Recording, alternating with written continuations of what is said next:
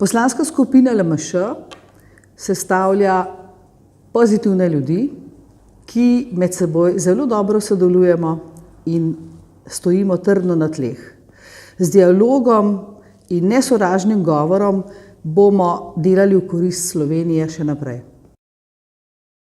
Normalni, hvalisanje ni ravno naša vrlina, ampak obstaja pa nekaj dejstev, ki smo jih dosegli z našimi koalicijskimi partnerji.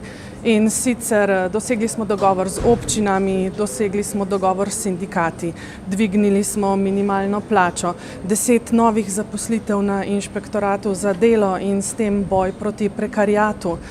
Porodniška bo 100-odstotna, regres za upokojence bo višji, socialni transferi se bodo usklajevali z inflacijo.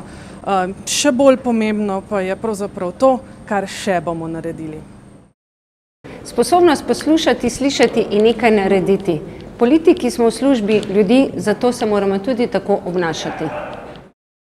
Poslanci prihajamo iz različnih področij in smo ljudje iz prakse. Razumemo probleme ljudi, saj smo jih izkusili na lastni koži.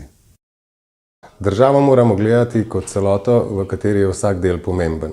Posebno pozornost bomo posvečali področjem zdravstva, gospodarstva, okolja ter obrambno-varnostnem sistemu.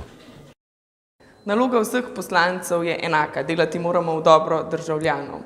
Cilj nam je vsem skupen, poti so pač različne in tudi usklajevanje z zunanjim partnerjem terja kar nekaj časa in energije. Ampak to je pač politika. Ljudje so prepoznali dobro delo in odločno držo. V tem trenutku se na ankete ne oziramo, pomembno nam je trdo delo in pa rezultati. Slovenija je pri tem vprašanju unikum in svetovni rekorder po vloženih in zavrnjenih ustavnih obtožbah, predvsem zaradi lahkotnosti uporabe. Ustavna obtožba je postala sredstvo političnega obračunavanja.